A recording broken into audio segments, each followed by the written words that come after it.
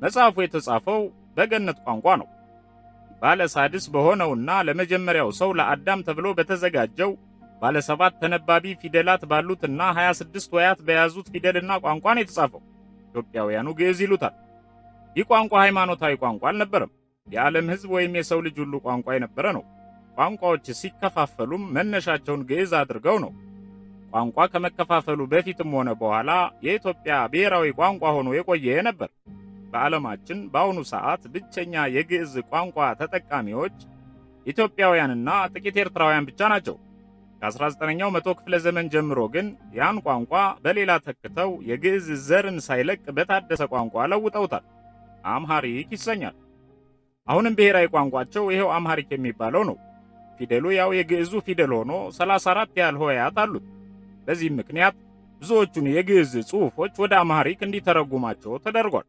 ሁሉም የግዕዝ ሰነዶችም በእኛ ዘንድ ናቸው። ባጭሩ ቋንቋው እንዲጠፋና የእኛ ሰዎች የሆኑት ብቻ ለምርምር እንዲጠቀሙበት አድርገናል። እዚያው ኢትዮጵያ ውስጥም ከብዙዎቹ በጥቂቱ የእኛ በሆኑ የቤተ ክህነት ሰዎች ብቻ ተወስኖ እንዲቀር ብዙ ሰርተናል እና የሄኖክ መጽሐፍ የተጻፈው በግዕዝ ነበር። እዚያ በጥቂቱ የተበረዘውን ወደ አማርኛ ተረጎሙት። እነሱ ያን ከማድረጋቸው በፊት ግን ገና ግዕዝን ይጠቀሙ በነበረ ጊዜ እኛ በዕብራይስጥና በግሪክ ተርጉመን በድንገት የተገኘ አስመስለን ሰው በማይበዛበት ጫካ ጣልነው። ተገኘ ተብሎ ጉድ ተባለ። በእስራኤልም እንደዚያ ነው ያደረግነው። ቀጥሎ ወደ እንግሊዝኛና ወደ ሁሉም ቋንቋዎች ተተረጎመ። እውነታዋ ግን እኛ ዘንድ ብቻ ናት። ያን ያደረግነው የተጻፈበት ትክክለኛ ጊዜ እንዳይታወቅና ወዛጋቢ ሆኖ እንዲቀጥል በሚል ጭምር ነው።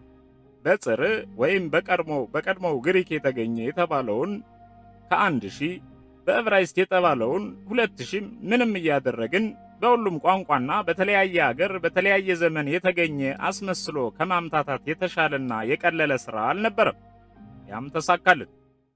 መጽሐፉ ኢትዮጵያ የተገኘበት ሚስጥርን ይፋ ላድርግ አሉና ጽድት ያለውን ሰፊ ስክሪን የእጅ ጣታቸውን ተጠቅመው ገለጥ ሲያደርጉት ጢት የሚል አነስተኛ ድምፅ እያሰማ ቆየ። የሚፈልጉት ቦታ ላይ ሲደርሱም ነካ አደረጉና የቪዲዮ ምስሉ እንዲጀምር አድርገው በእርጋታ ወደ ወንበራቸው መጥተው ተቀመጡ። ከፊል እይታቸውን ወደ ስክሪኑ፣ ከፊል እይታቸውን ወደ ተሰብሳቢው አደረጉና ትንታኔያቸውን ቀጠሉ። የሚተነትኑት ነገርም በቪዲዮ ምስል ፍሰቱን ጠብቆ ለተሰብሳቢዎች በግልጽ መታየቱን ቀጠለ። መጽሐፉ ኢትዮጵያ የተገኘው በልጅ ልጁ ምክንያት ነው። በሄኖክ የልጅ ልጅ ማለቴ ነው። ከዚህ በፊት በወንድማችሁ በአሜሪካው መሪ እንደተገለጸው የሰው ልጅ በኢፍትሐዊነት በጥፋት ውሃ ሲጠፋ ከምድር ሰዎች ውስጥ አንድ ግለሰብ ብቻ የበላይ አካሉን አልተወም ነበርና ከነ ቤተሰቡ ተረፈ።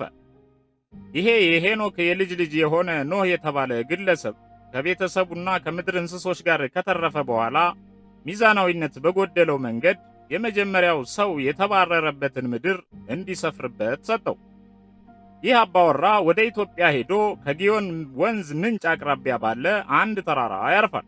ይህ ሰው የሄኖክ የልጅ ልጅ እንደመሆኑ መጠን የአያቱን ዶክመንት በሙሉ በክብር ይዞ ነው ወደ መርከብ የገባው።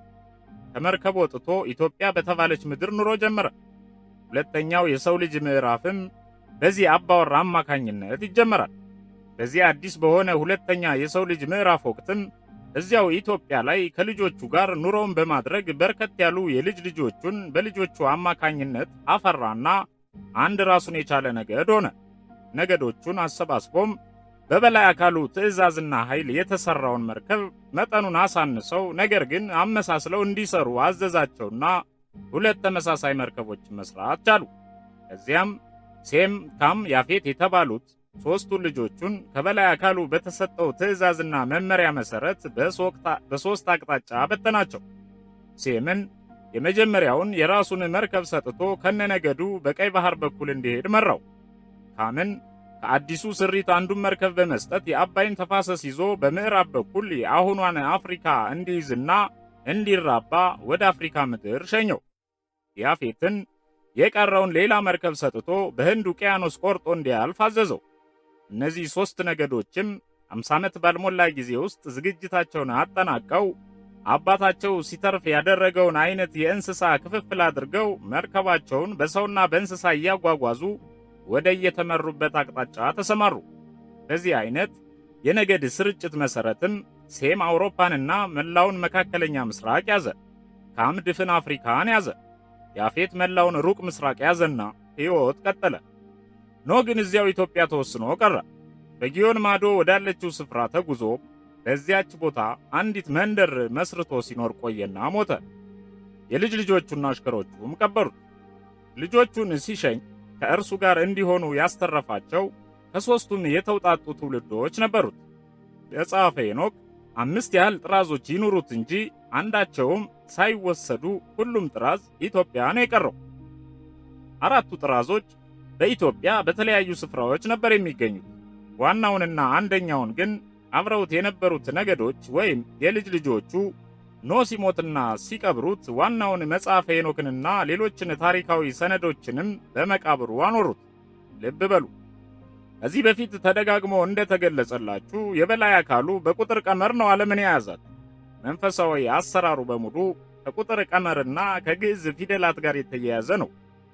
የእኛም ልዑል በቁጥር ቀመር እንደሚመራ ታውቃላችሁ።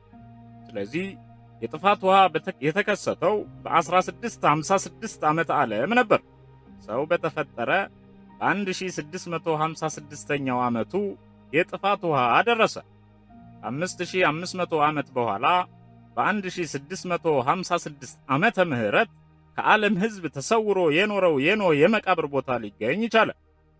በ1656 ዓመተ ምህረት አንድ የኢትዮጵያ ንጉሥ መቃብሩ ላይ ቤተ መንግሥት ገነባበት። ይህ የምታዩት የቤተ መንግሥት ሕንፃ ግንባታው የተጠናቀቀው በ1656 ዓመተ ምህረት ነበር።